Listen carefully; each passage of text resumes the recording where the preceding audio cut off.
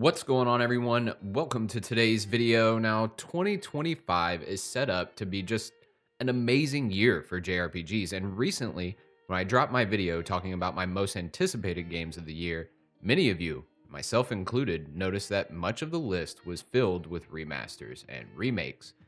So it leads to the question, are there too many JRPG remakes and remasters? Now, it's a complicated question to answer. See, the JRPG genre is full of amazing games going back longer than I've even been alive, and therefore I feel there's a huge argument to be made in favor of remaking as many games in this genre as possible.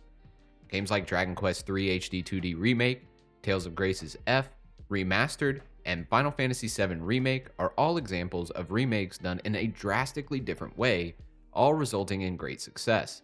In this video, I'm going to be diving deep into why I'm a huge fan of these remake remasters and why the JRPG genre in general is perfect for this treatment.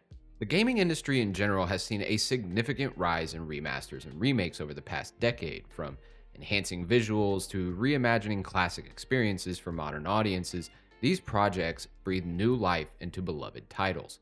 While every genre has its share of candidates for remakes and remasters, JRPGs stand out as the ultimate choice. With their deep narratives, iconic characters, and often timeless mechanics, JRPGs lend themselves perfectly to modernization. One of the primary reasons JRPGs excel as candidates for these, remasters and remakes is their deep emotional resonance.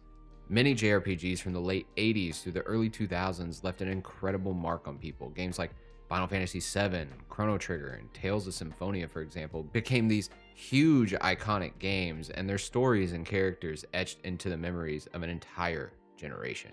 Nostalgia is a powerful driver in the gaming industry. People who grew up with these classics often yearn to relive their favorite moments, but may find the original versions outdated or difficult to access on modern platforms. Remasters and remakes bridge this gap, offering fans a chance to experience these stories anew while attracting younger players unfamiliar with the classics. The success of projects like Final Fantasy VII Remake demonstrates the enduring appeal of JRPG nostalgia, but also the appeal to modern audiences that have never experienced the game before.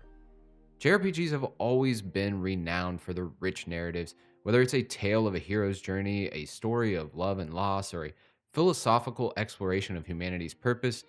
JRPGs often deliver complex, emotionally engaging plots. However, the storytelling methods of older games were limited by the technology of their time. Blocky character models, sparse voice acting, and extremely basic animations often required players to rely on their imagination to fill in the gaps. Remasters and remakes provide an opportunity to modernize these narratives with cinematic cutscenes, improved dialogue delivery, and more dynamic character interactions. For example, Final Fantasy VII Remake expanded upon the original story. Some people really didn't like this aspect, but I very much enjoyed it. See, this deepened character relationships and added new plot elements that enriched the overall experience. Similarly, Xenoblade Chronicles Definitive Edition refined its narrative presentation with updated visuals and a remastered soundtrack, making its emotional beats that much more impactful. Persona 3 Reload improved visuals, soundtrack, and the overall Tartarus experience, which was absolutely key in my enjoyment of the overall experience. There's so many examples of new releases being the definitive way to play these classic games on modern platforms. JRPGs are known for their imaginative worlds and striking art styles as well. However, many classic titles are constrained by the hardware of their time. Some of the PS1 games, for example, with low-resolution textures and limited color palettes, often left these worlds feeling less immersive by today's standards. That's not the case with every game. I mean, some of these SNES games look absolutely incredible, even today, better than some of the games that we see released right now. But the Final Fantasy Pixel remasters, for example, even came up with numerous ways to improve these games, adding tons of accessibility features that allow players to play these games however they want. Modern remakes and remasters allow developers to reimagine these environments with current technology, creating breathtaking visuals that capture the original spirit while elevating it to all new heights. Consider the transformation of Dragon Quest XI with its Definitive Edition. taking all the player feedback with the issues that everyone was having at the launch of the game and completely addressing almost every aspect and adding in a ton of new things like being able to play the entire game in 2D. There is a ton to love about this re-release of this game, and it is definitely the quote-unquote definitive way to play it. Similarly, the remaster of Ni no Kuni Wrath of the White Witch retained its Studio Ghibli-inspired charm while just updating the resolution and frame rate for modern platforms. Sometimes things as simple as this go a long way in exposing these games to new audiences, not to mention that Ni no Kuni Wrath of the White Witch was then released on Switch, which opened up a whole new opportunity for this game to reach new fans. Beyond graphics, remasters and remakes can also address technical limitations. Faster load times, smoother performance, quality of life improvements such as revamped inventory management or autosave features, for example. These things, while small, they all ensure that these games feel seamless to play, especially for modern audiences that are used to these kind of features in the games that they play every day. Combat is a cornerstone of JRPGs, with each title offering its own unique take on battles. However, some older systems can feel clunky or overly simplistic compared to contemporary standards. Remasters and remakes provide a chance to refine or completely overhaul combat mechanics, making them more engaging while staying true to the spirit of the original. The Final Fantasy VII Remake offers a prime example. The original's turn-based system was iconic, but spinning up something brand new was great and made for one of my all-time favorite battle systems. The remake introduced a hybrid system, combining real-time action with strategic command-based gameplay, allowing you to hot swap between characters on the fly, and this appealed to me significantly. I love the original. I love playing turn-based combat games, do not get me wrong. I actually prefer them over action-based games. But this combat system was a ton of fun, and I really enjoy Final Fantasy VII Remake and Rebirth for its moment-to-moment gameplay. Another example, Trials of Mana reimagined its simplistic top-down combat with a more dynamic 3D action system. This completely changed things up and made me fall in love with the Mana series in a way that I had never had before. Let's get into some examples of some more remasters or re-releases. Persona 5 Royal demonstrates how minor tweaks to an already solid combat system can make a significant impact. By adding new abilities, balancing difficulty, and integrating fresh mechanics, the re-release enhanced the gameplay without losing the original's greatness. Now, I know a lot of people complain that Atlus always does this with all their games, definitive releases of these games later on, and it's preventing some fans of the series from jumping in right on the jump and waiting for the more fleshed out and refined release later on. But playing the original Persona 5 and then playing Royal, I enjoyed both of those experiences a ton, and Persona 5 Royal definitely added enough for me to get through on another playthrough. Another reason I'm in the camp for more remakes and remasters is that many classic JRPGs are locked to outdated hardware, making them difficult for most people to access. Look, I have a lot of friends that watched me play JRPGs 15 years ago and thought they were completely lame. They are wrong, obviously, but to be honest, a ton of them have gotten into anime with a resurgence out there, and in turn, have gotten into JRPGs. I'll be honest, most of the people I know don't have an SNES, an original PlayStation, or a GBA laying around their house, so remasters and remakes ensure they remain part of the conversation, and it furthers their interest in the genre. Moreover, they often include accessibility features that cater to a broader audience. Adjustable difficulty settings, streamlined tutorials, and enhanced control schemes make these games more approachable without compromising their core identity.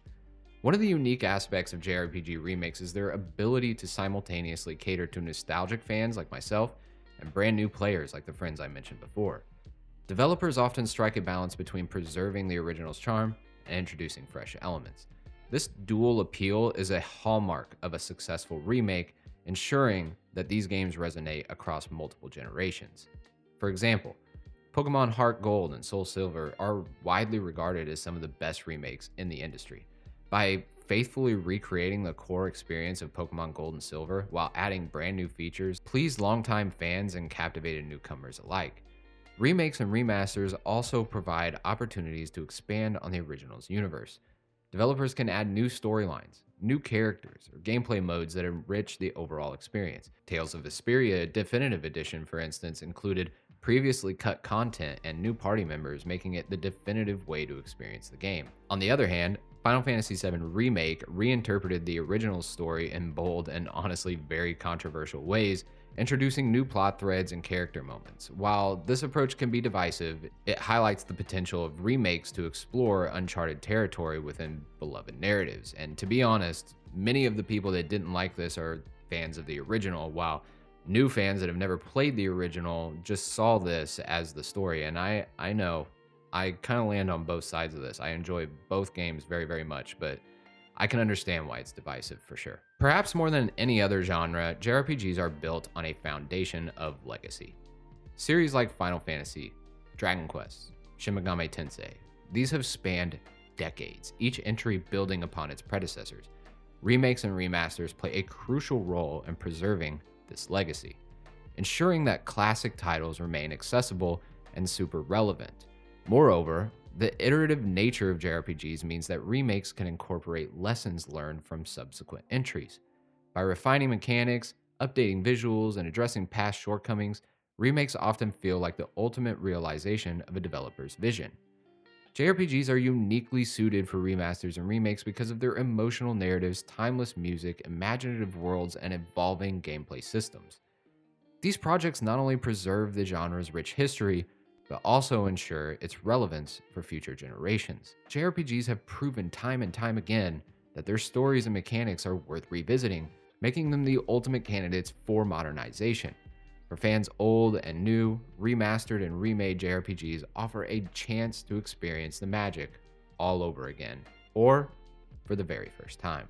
Well, everyone, that's it for me in this one. What do you think of all the remakes and remasters that we've been getting lately? I recently played Freedom Wars Remastered, Tales of Graces F Remastered. I enjoyed both of them immensely. Are you enjoying them, or would you prefer to see less of them and more brand new titles with new IP? I think striking the balance between the two is absolutely key to the evolution of any genre. But I look forward to reading your thoughts in the comments. I also want to mention that my good friend Retro Brandon and I have started up a podcast called Level Up Legacy, where we dive deep into JRPGs and retro games. If you're into that sort of thing, the first episode is already up, so be sure to check that out. I'll leave a link in the description below. And until next time, I'm out.